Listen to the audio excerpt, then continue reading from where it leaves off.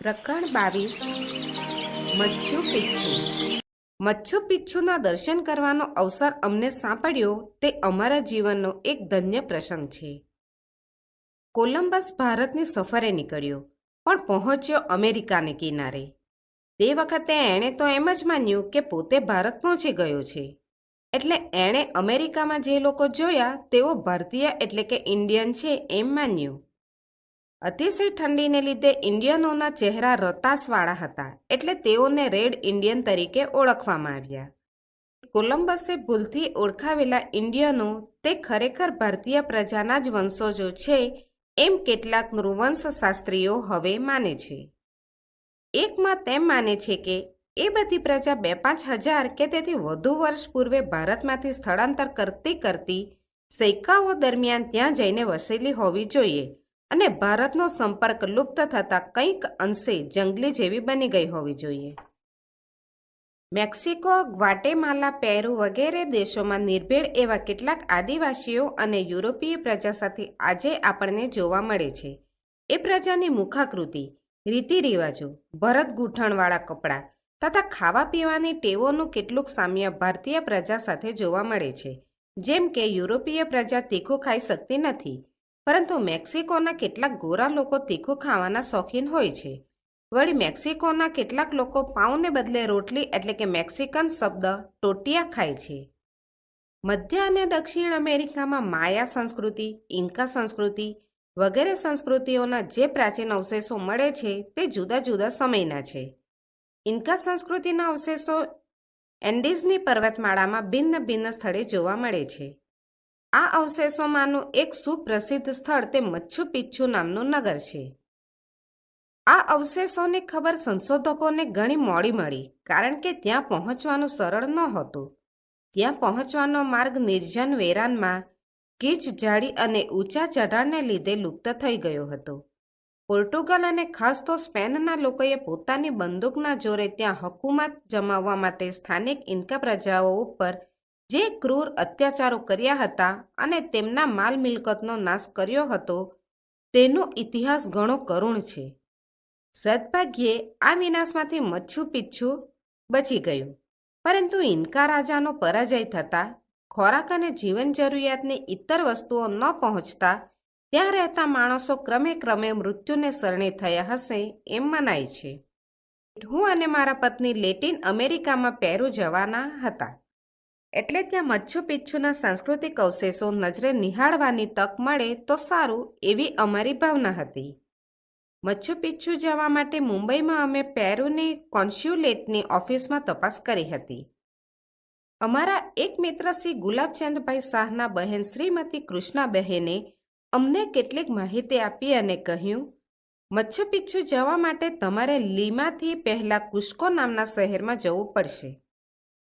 તમે કુસ્કો વિમાનમાં જવાનું રાખજો, કારણ કે ત્યાં ઇંગ્લિશ બોલનારા માણસો કોઈક જ મળે છે. લગભગ 1200 કિલોમીટર બસમાં જવામાં 2 આખા દિવસ લાગશે અને તમને ઘણી અગવડ પડશે, કારણ કે ત્યાં બસની સગવડ બહુ સારી હોતી નથી. વળી કુસ્કો જાઓ તો તબિયત બરાબર સાચવજો, કારણ કે લીમા બરાબર સમુદ્રની સપાટીએ આવેલું શહેર છે અને કુસ્કો 12,000 ફૂટની ઊંચાઈએ આવેલું છે. કુસ્કોની હવા ઘણી જ પાતળી છે. લીમાથી વિમાનમાં લગભગ પોણા કલાકમાં તમે સીધા આટલી ઊંચાઈએ પહોંચી જશો, એટલે તમને પ્રાણવાયુની તકલીફ પડવા લાગશે. માટે પહોંચીને તરત તમે બહુ હરફર કરતા નહીં. સામાન બને તેટલો ઓછો લઈ જજો. સાધારણ વજનવાળી બેગ કે બીજી કોઈ ચીજવસ્તુ તમે ઉંચકો કે જરાક ઝડપથી ચાલો કે તરત તમને શ્વાસની તકલીફ થવા લાગશે. તમે બેસૂદ થઈ જશો. એરપોર્ટ પહોંચીને તમે મોટર કે બસમાં હોટલ પર જાઓ ત્યારે જ્યાં ચાલવાનું કે પગથિયાં ચડવાનું થાય ત્યાં આસ્તે આસ્તે ડગલા માંડજો અને હોટેલમાં જઈને તરત જ પથારીમાં અડધો દિવસ સૂઈ રહેજો. એમ કરવાથી 4-6 કલાકમાં તમારા ફેફસા ધીમે ધીમે પાતળી હવાથી ટેવાઈ જશે. આ હું તમને અમારા અનુભવ પરથી કહું છું. અમે લીમાથી કુસ્કો ગયા. કુસ્કો નાનું શહેર છે. એની પ્રાચીનતા, એના મકાનો, રસ્તાઓ અને આદિવાસી માણસોના ચહેરા ઉપરથી દેખાઈ આવતી હતી. અમે એક બજારમાં ગયા. ત્યાં હાથ બનાવટની ચીજો વેચાતી હતી. પાસે પાસે આવેલી હટડીઓ માલ સામાનથી ખીચોખીચ હતી. વેપારીઓમાં પુરુષો કરતાં સ્ત્રીઓ વધારે હતી. ઘેરવાળા ચણિયા, લાંબી બાઈના પોલકા, ઉપર ભરતકામ, લાંબા ચોટલા કે અંબોડા, ભરવાડોના જેવા હાથ પગના ઘરેણાં, ચામડીનો રંગ અને મુખાકૃતિ, બોલવાનો લહેકો એ બધામાં અમને ભારતીય અણસાર વર્તાતો હતો. જે દુકાને અમે જઈએ તે દુકાનની માલિક સ્ત્રી પોતાની ચીજવસ્તુઓ બતાવવાને બદલે મારા પત્નીની સાડી અને ઘરેણાં વિશે પૂછપરછ કરતી. અલબત્ત આ બધું ઈશારાથી થતું, કારણ કે અમને એકબીજાની ભાષા આવડતી નહોતી. બીજા દિવસે અમે કુસ્કોની આસપાસ આવેલા કેટલાક સાંસ્કૃતિક અવશેષો જોઈ આવ્યા. અમારી સાથે એક ઇટાલિયન યુગલ હતું. તે અંગ્રેજી બોલતું હતું, એટલે અમે રાજી થયા. કંઈક વાત નીકળતા ઇટાલિયન યુવતીએ કહ્યું, અમે 7 દિવસથી કુસ્કોમાં છીએ. એમ? અહીં એટલું બધું જોવાનું છે? અમે પૂછ્યું. ના, અમે હજુ આજે પહેલીવાર કુસ્કોના સાંસ્કૃતિક અવશેષો જોવા નીકળ્યા છે. તો આટલા બધા દિવસ શું કર્યું? અમે હોસ્પિટલમાં હતા. અમારો કાર્યક્રમ અસ્તવ્યસ્ત થઈ ગયો છે. પહેલે દિવસે કુસ્કો પહોંચીને તરત જ અમે બજારમાં ફરવા નીકળી પડ્યા. આ થોડાક પરિશ્રમને પરિણામે તે દિવસે બપોરે અમને સખત બેચેની લાગવા માંડી. માથું સખત દુખવા આવ્યું. રસ્તામાં ચાલતા મારા પતિને ચક્કર આવ્યા અને પડી ગયા. તેઓ બેભાન થઈ ગયા. હું પણ શ્વાસની તકલીફથી ગભરાઈ ગઈ હતી. અમને બંનેને હોસ્પિટલમાં લઈ જવામાં આવ્યા.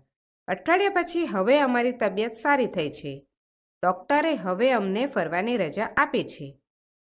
એ યુગલની વાત સાંભળી અમને થયું કે કુસ્કોમાં અમે પહેલાં આરામ કરી લીધો એ ડહાપણનું કામ કર્યું. ત્રીજા દિવસે સવારે અમારો કાર્યક્રમ મચ્છુ પિચ્છુ જવાનો હતો. કુસ્કોથી મચ્છુ પિચ્છુ 76 માઇલ દૂર છે. તે કુસ્કો જેટલી ઊંચાઈએ નહીં પણ 4-5 હજાર ફૂટની ઊંચાઈએ આવેલું છે. નેરો ગેજ ટ્રેનમાં, એટલે કે આપણે ત્યાં માથેરાન કે સિમલામાં હોય છે તેવી, ત્યાં જવાય છે. પરંતુ આ ટ્રેનના પાટાની રચના વિચિત્ર છે. થોડું અંતર કાપી ટ્રેન પાટા બદલી પાછી આવે છે. એમ 4 વાર આવજા કરે છે અને ઊંચે ચડતી જાય છે. પછી સળંગ એક જ દિશામાં નીચે ઉતરતી જાય છે.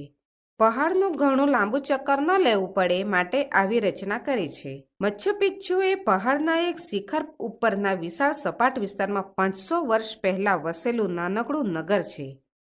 જોતા જેની ભવ્યતા નજરને આકર્ષી લે છે.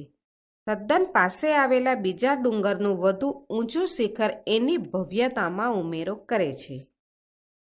મચ્છુ પિચ્છુની શોધ કેલિફોર્નિયા અને હાર્વર્ડ યુનિવર્સિટીના ઇતિહાસના અધ્યાપક તરીકે કામ કરતા હિરમ બિંઘહામ નામના હોનોલુલુના યુવાન ઇતિહાસકારે કરી હતી. એક વખત એક આદિવાસી ખેડૂતના બતાવ્યા પ્રમાણે ગીચ ઝાડીમાંથી ચડતા ચડતા તેઓ મચ્છુ પિચ્છુ આવી પહોંચ્યા. તે જોતાં જ તેઓ આશ્ચર્યમાં ગરકાવ થઈ ગયા. પોતાની આ શોધ વિશે એમણે પુસ્તક લખ્યું છે, the lost city of the Incas. Machu Picchu શબ્દ અહીંના આદિવાસી ઇન્ડિયન લોકોની ક્યુએચુમ આ નામની ભાષામાંથી આવ્યો છે. એનો અર્થ થાય છે જૂનું શિખર. અહીં ખોદકામ કરતા મળી આવેલા ચીની માટી અને ધાતુના વાસણો, હાથવણાટના કપડાં, શિલ્પાકૃતિઓ અને સ્થાપત્યના નમૂનાઓ ઉપરથી ઇતિહાસકારો એમ માને છે કે ઈસવીસન 1420ની આસપાસ આ નાનકડું નગર સ્થપાયું હોવું જોઈએ.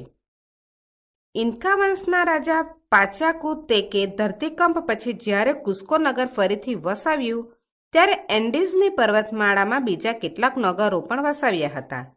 એ અરસામાં એણે આ મચ્છુ પિચ્છુ નગર વસાવ્યું હશે. ઇતિહાસકારો માને છે કે ઇન્કા વંશની આ એક ગુપ્ત નગરી હતી. આ નગરીની સ્થાપના ધાર્મિક હેતુથી કરવામાં આવી હતી. અહીં ધાર્મિક ક્રિયાકાંડો થતા. એ ક્રિયાકાંડો સામાન્ય રીતે બાલ બ્રહ્મચારી હોય એવી સ્ત્રીઓ જ કરતી. એ સ્ત્રીઓ સૂર્યકુંવરી તરીકે ઓળખાતી. સમગ્ર રાજ્યમાંથી શરીરે સુદૃઢ અને અત્યંત બુદ્ધિશાળી હોય એવી નાની નાની બાળાઓ પસંદ થતી. તેઓને તેમના કુટુંબથી દૂર અહીં કાયમને માટે લાવવામાં આવતી. અહીં તેમના રહેવા તથા ખાવા પીવાની તમામ વ્યવસ્થા રહેતી. તેવી બાળાઓ પોતાનું સમગ્ર જીવન બ્રહ્મચારિણી તરીકે અહીં ધાર્મિક ક્રિયાકાંડોમાં વિતાવતી. મચ્છુ પિચ્છુના ખોદકામમાં મળેલા માનવ અવશેષોમાંથી 75% વધુ અવશેષો સ્ત્રીઓના છે, એ પણ આ વાતને સાક્ષી પૂરે છે. મચ્છુ પિચ્છુમાં જાણે 12 માસ વસંત ઋતુ હોય એવું રમણીય કુદરતી આહલાદક હવામાન છે. ઇન્કા લોકોએ પોતાના પવિત્ર નગર માટે કરેલી આ સ્થળની પસંદગી બધી જ દ્રષ્ટિએ ઉચિત હતી. મચ્છુ પિચ્છુમાં 250 જેટલા પથ્થરના ઘરો છે. તેમાં કેટલેક ઠેકાણે કુદરતી ઝરણમાંથી પડતા પાણીને પીવા માટે એકત્ર કરી લેવા નીચે કુંડ જેવી રચના કરવામાં આવી છે. ડુંગરની ધાર ઉપર પગથિયા જેવા ખેતરો છે. મચ્છુ પિચ્છુમાં એક જગ્યાએથી બીજી જગ્યાએ જવા માટે ઠેર ઠેર ઘડેલા પથ્થરના રસ્તાઓ કે પગથિયા છે. ગુનેગારોને રાખવા માટેની જેલ અને ફાંસી આપવા માટેની જગ્યા પણ છે. કબ્રસ્તાન પણ છે અને ચોકિયાતોની ચોકી પણ છે. આ બધી રચનામાં આ પર્વતનો જ મજબૂત ગ્રેનાઇટ પથ્થર વપરાયો છે. મચ્છુ પિચ્છુમાં બરાબર મધ્ય ભાગમાં સૂર્ય મંદિરનું ખંડિયેર છે. એના પથ્થરોની દિવાલોની જાડાઈ તથા ઊંચાઈ તથા તેમાં સ્તંભ અને મોભ તરીકે વાપરવામાં આવેલા પથ્થરો પરથી કેવું બેનમૂન સ્થાપત્ય ઇન્કા લોકોનું હશે તેની પ્રતીતિ થાય છે. ઇન્કા લોકો આવા જબરદસ્ત મોટા પથ્થરો ખસેડવા, ચડાવવા, ગોઠવવા ઇત્યાદિ કાર્યો માટે શરીરે બહુ સશક્ત અને બાંધકામની કલામાં નિપુણ હશે એની પ્રતીતિ એ કરાવે છે. આખા વસવાટનો પૂરો ઇતિહાસ આપણને મળતો નથી, પણ જેમ જેમ સંશોધન થતા જાય છે તેમ તેમ ઇન્કા સંસ્કૃતિના વિવિધ પાસાઓ ઉપર વધુ પ્રકાશ પડતો જાય છે. ઇન્કા લોકો આપણી જેમ સૂર્ય અને ચંદ્રની પૂજા કરનારા હતા. તેઓનું કેલેન્ડર આપણું હોય છે તેમ ચાંદ્રાયણ હતું. ચંદ્રની કલાની વધઘટ પ્રમાણે તેઓ 12 મહિનાની ગણતરી ગણતા. વળી તેઓ સૂર્યની પણ પૂજા કરતા અને સૂર્યના ઉદયાસ્તના આધારે સમય નક્કી કરવા માટે સૂર્ય ઘાટિકા એટલે કે ધ સન ડાયલ, જેને માટે ઇન્કા શબ્દ છે ઇન્તિહુવાતાના ની રચના ખુલ્લામાં કરતા. મચ્છુ પિચ્છુમાં પણ આવી સૂર્ય ઘટિકા છે. ઇન્કા લોકો ગ્રહો, નક્ષત્રો, સૂર્યોદય, સૂર્યાસ્ત, ગ્રહણ વગેરેની ગણતરીમાં કુશળ હતા. સૂર્ય અને ચંદ્રની ગતિને આધારે તેઓ કેટલાક દિવસને પર્વ તરીકે ઉજવતા. એવા પર્વને ઇન્તિરાયમી પર્વ તરીકે તેઓ ઓળખાવતા. મચ્છુ પિચ્છુમાં પર્વતના પથ્થરમાંથી યોજનાપૂર્વક કોરી કાઢવામાં આવેલી એક વિશાળ સપાટ જગ્યામાં વચ્ચે સ્તંભ જેવી એક આકૃતિ જોવા મળે છે. સદભાગ્યે સ્પેનિયાર્ડ લોકોએ કે એના ધર્મગુરુઓએ આ આકૃતિ તોડી નાખી નથી. આ સ્તંભ તે સૂર્ય ઘટિકા છે. એના ચારેય ખૂણા બરાબર કંપાસ પ્રમાણે ચારે દિશા દર્શાવે છે. ઇન્કા લોકોનું ગણિત કેટલું ચોકસાઈવાળું હતું તે એમની આ સૂર્ય ઘટિકા ઉપરથી સમજાય છે. ઇન્કા સંસ્કૃતિના અવશેષ રૂપે મચ્છુ પિચ્છુમાંથી અને એન્ડીઝની પર્વતમાળામાં બીજા કેટલાક સ્થળોએથી કેટલાક મમી મળી આવ્યા છે. ઇજિપ્તના મમી કરતાં આ મમી જુદા છે. ઇન્કા લોકો પુનર્જન્મમાં માનતા. એટલા માટે શબના હાથપગને ઘૂંટણ અને કોણીથી વાળીને તેઓ પેટ અને છાતીને અડોઅડ એવી રીતે ગોઠવતા કે જેવી રીતે ગર્ભમાં બાળકની સ્થિતિ હોય. આવી રીતે ગોઠવ્યા પછી તેઓ શબમાં જાત જાતની ઔષધિઓ ભરતા અને તેને વિલેપન કરતા. ત્યાર પછી માટીના કોઈ મોટા માટલામાં કે કોઠીની અંદર તેને મૂકીને બંધ કરી દેતા. ઇન્કા લોકો શબને સૈકાઓ સુધી સાચવવાની ઔષધિઓના જાણકાર હતા. તે ઉપરથી પણ એ પ્રજાની બુદ્ધિશક્તિનો ખ્યાલ આવે છે. મચ્છુ પિચ્છુના અવશેષો જોઈ બસમાં નીચે ઉતરી અમે રેલવે સ્ટેશન ઉપર સાંજે 5 વાગ્યે આવી પહોંચ્યા. 8 વાગ્યે અમે કુસ્કો પહોંચવાના હતા, પરંતુ યુરોપ, ઉત્તર અમેરિકા, જાપાન જેવી આ કોઈ નિર્ધારિત રેલવે નહોતી. જૂના ડબ્બા અને જૂના એન્જિનવાળી આ ટ્રેન એક જ પાટા ઉપર જાય અને આવે. સમયનું ચુસ્ત પાલન પણ નહીં. અમે ટ્રેનમાં બેઠા. પછી લગભગ 2 કલાકે તે ઉપડી. બધા ખૂબ કંટાળી ગયા હતા. ટ્રેન ઉપડી ત્યારે અંધારું થઈ ગયું હતું.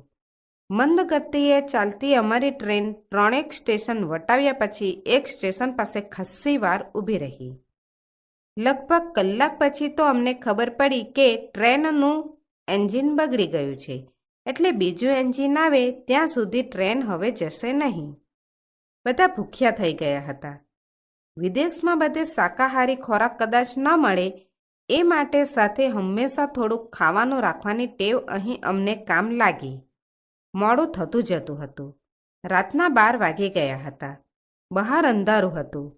ટ્રેનમાં પાછા અજવાળામાં પ્રવાસીઓની વાતચીતના અવાજો સમતા જતા હતા. કેટલાક પોતાની બેઠકમાં ઝોકા ખાવા લાગ્યા હતા. કુસ્કોથી પરોઢિયે અમારે લીમા માટે વિમાન પકડવાનું હતું. રાતના 2 વાગ્યે બીજું એન્જિન આવી પહોંચ્યું. ટ્રેન ચાલી. પ્રવાસીઓમાં ચેતનાનો સંચાર થયો.